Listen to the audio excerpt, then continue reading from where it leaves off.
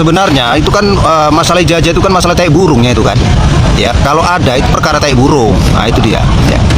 Karena setiap orang yang kuliah mendapatkan ijazah, kemudian itu menjadi kebanggaan, karena itu merupakan lambang supremasi ya, suatu kebanggaan yang harusnya siapapun kita kalau memang benar-benar punya ya ditunjukkan, dan itu kebanggaan ya, itu bukan aib ya. Masa ijazah aja tinggal nunjukkan, susahnya bukan main ya. Sampai-sampai Pak Yusuf Kala pun geramnya luar biasa. Ya jadi kalau memang ada, nggak ada susahnya itu. Kalau memang ada, ini kan judulnya kalau memang ada, kecuali nggak ada, dibuat menjadi ada, dan semuanya itu memang tidak jelas keberadaannya, itu baru menjadi persoalan. Karena apa? Ya itu tadi. Karena kalau jelas-jelas memang kita memalsukan ijazah, itu ada undang-undang yang mengatur tentang berapa tahun kita dihukum, ya kan? Nah, informasi yang muncul ke permukaan, hukumannya 6 tahun tuh, Pak. Ya. Nah, kemudian juga harus mengembalikan fasilitas-fasilitas yang pernah diberikan oleh negara. Nah, itu dia. Nah, ini kadang-kadang cuman memang kita jadi pesimis juga, karena juga ya pihak-pihak para penegak hukum ini juga sudah bersekongkol. Nah, itu dia. Jadi sebagai masyarakat awam nih, kita ini kadang-kadang kesal. Ya.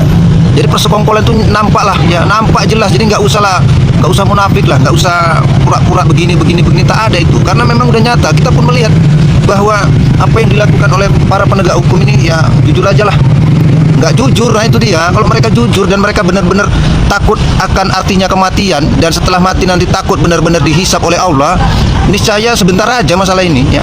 Nah, seminggu selesai atau 2 minggu lah paling lama selesai sebenarnya. Tapi kenapa bisa bertahun-tahun sampai seperti ini ya? Nah, jadi dari sana aja kita sebenarnya udah cukup paham lah ya. Nah kemudian lagi yang aneh dan yang lucu ini, teman-teman tolong harap dicatat juga sekali lagi, kita ini bukan membenci, tidak ya. Jangan kalian pikir nanti kalau saya ngomong begini terus seolah-olah saya benci kepada sosok tertentu. Tidak, nggak ada itu yang namanya kebencian ya. Hanya kan memang yang menjadi tanda tanya besar adalah dulu kenapa waktu jadi wali kota menggunakan gelar Dr. Andes ya kan. Nah, gelar Dr. Andes berarti kan pendidikannya S1 itu. Tapi kemudian kenapa ketika jadi gubernur dan jadi presiden kok bisa jadi insinyur? Nah dari sana aja kan, kalau kita memang benar-benar waras lah ya, otak kita itu waras dan kita memang benar-benar apa ya, mungkin kalau kita bilang ya kita itu orang-orang yang berakal itu kan harusnya udah patut mencurigai ya, bukan menuduh. Ini kadang-kadang termul nih baru ngomong gini mereka udah pada kepanasan, emosi, kemudian menyerang ya. Nanti dibilang anak abah lagi, intoleransi dan lain sebagainya. Ini kadang-kadang termul yang kita pun nggak paham cara berpikirnya. Logikanya kan udah jelas ya. Waktu wali kota itu kan Dr. Andes ya. Nah kenapa ya waktu jadi presiden jadi insinyur?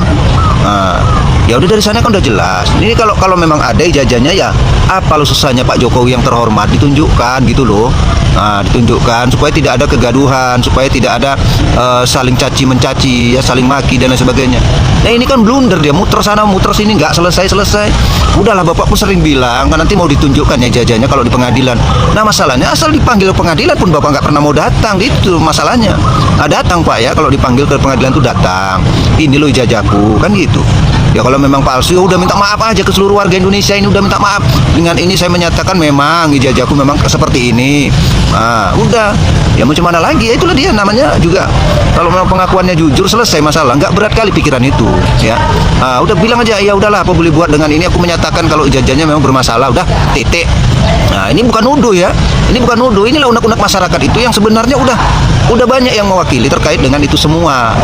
Tapi itu tadi termul ini kadang-kadang susah kali bisa menerima. Termul ini juga memang bikin emosi orang juga, kayak Adi Armando, kemudian si Abu Janda. Ini kan aduh, ini yang bikin apa namanya kayak Gogon itu ya, dan lain-lain lah. Pokoknya yang gerombolan termul ini ya, kami pun tahunya kalian tuh dibayar. Ya kalian dibayar, kalian kan buzzer dibayar, dan mungkin kalau nggak dibayar nggak makan juga kalian kan gitu. Tapi ya udahlah kan gitu. Tapi jangan bikin orang emosi kan itu. Sama Trunojoyo yang menentukan mungkin itu gitu, eksekutornya ya gitu. Jadi ini memang analisa yang agak melelahkan gitu. Tetapi gini, lalu tadi di mana posisi Megawati gitu. Nah, jangan kan itu itu pertanyaan yang betul dan serius itu, karena nggak bisa PDIP itu nggak bisa dikesampingkan itu bahkan itu bisa dibilang aktor utama kan begitu, selalu memegang peranan yang besar gitu. Nah ini kan diam-diam gitu, belum melakukan pergerakan yang sedemikian rupa gitu. Kelihatan ini kan pergerakan PDIP ini ngambang nih gitu, ke kiri kagak, ke kanan kagak gitu. Nggak ngambang, Gitu. nggak ngambang. Tapi dia kan nggak ambil posisi. Sedang mengambil posisi. Oh sedang. Cuman saya nggak Sedang bisa berarti ngomong. Oh ya, gitu. Karena gini kan utusan-utusan PDIP ini yang banyak bersuara juga ini kan nggak jelas juga. Iya. Contoh Ferdinand Hutahian itu, gitu. Tempo hari dia kan kirim somasi terbuka ke Yusuf Kala. Ya. Tetapi begitu Yusuf Kala konferensi pers, dia langsung klarifikasi, kayak ketakutan banget itu. Nah sikap-sikap seperti ini kan susah ini. Sementara dia itu sering sekali mengatasnamakan sebagai politisi PDIP. Gitu. Kan begitu. Kan saya ketika dia ketika dia memberikan somasi terbuka kepada Yusuf Kala dengan sangat garangnya itu si Ferdinand Hutahian, saya menafsirkan oh ini utusan PDIP nih gitu tuh. Tetapi ketika dia klarifikasi, loh kok begini, kan ini susah ini gitu. Jadi memang sulit ya. Makanya tadi saya bilang sih ini masih prematur nih kalau ditarik ke 2029. No, it's not. No ya. Ini Oke. basic banget. Berarti Aku maksain pendapatnya. berarti begini. Berarti ya ini isu yang separuh waktu ini dihilangkan, dikesampingkan gitu. Oke. Kita bahas 2029 ya. Iya. Oke, silakan lanjut dulu. Oke, baik. Ada yang nyimak nggak nih?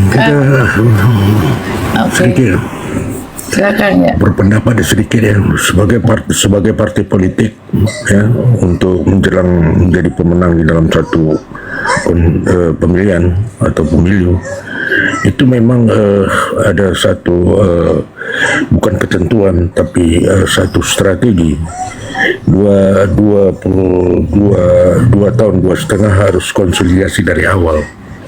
Jadi bisa dimungkinkan konteks kita membicarakan ini persiapan konsolidasi politik di 2029 bermain cara dan strategi.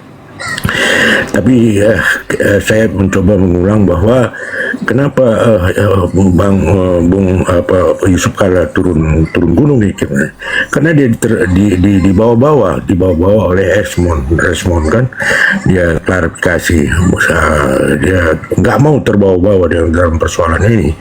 Yang kedua, video-video pendek yang dipotong-potong itu menjadi satu masalah sekarang. Tapi kita minta beberapa pendapat daripada pengamat, termasuk komisi ketua hakim, menteri HAM itu tidak ada berindikasi pidana katanya. Hanya orang berpendapat setelah melihat potongan video utuh itu ada dalam rangka menyelesaikan masalah pertikaian yang ada di Maluku. Nah, jadi ini murni terkait dengan ekonomi ya. Kalau negara ini tidak stabil, ekonomi akan terganggu, pengusaha akan terganggu, investasi kita akan terjadi. Nah, niat Pak Jokowi, niat Pak JK ini begitu. Mudah-mudahan dengan stabilitas politik yang baik ya. Nah, yang kedua ya, tidak dimungkinkan terjadi impeachment karena ini koalisi besar. kecuali Saya sih nggak melihat ke impeachment-nya. Saya tidak melihat ke sana, tetapi langkah-langkah politik para politisi handal ini ya, saya ingin belajar dari situ gitu, karena sedikit banyaknya saya ada sedikit lah belajar politik gitu. Maka saya mencermati itu dari keilmuan yang saya punya sebenarnya gitu. Jadi tadi kenapa saya lemparkan pertanyaan siapa yang lebih berbahaya secara politik, apakah JK atau Jokowi gitu. Tentu ada alasannya untuk saya menanyakan itu, gitu loh. Jadi banyak sekali prediksi yang sangat realistis yang saya bisa kemukakan. Ya, gitu. Kalau kalimat kata bahaya itu sepertinya tidak elok, karena kalau sudah bahaya Bukan, itu ini kita secara politik, bukan bahaya dia bacok-bacok orang, enggak. ya cuman Iya. siapa yang paling hebat aja kita bilang, siapa yang paling hebat Itu antara terserah, Pak Jokowi tapi dengan kalimat Pak JK. saya begitu. Nah ini Ya, itu ke. narasi begini-begini ini sangat-sangat nancep gitu ya di kepala orang banyak. Iya, Jadi silakan. saya salut dan bangga terhadap Pak JK ya, masih seusia 83 tahun masih bisa memberi kontribusi kepada bangsa dan negara ini terkait dengan BBM misalnya ya. Ternyata betul dinaikkan ya. Tapi ada sementara orang mungkin sampai kapan bisa bertahan ketika Pertalite dinaikkan, itu akan berpengaruh terhadap kenaikan 5 bahan pokok dan konsumsi yang lain. Nah, ini yang sekarang konsen terhadap ekonomi kita.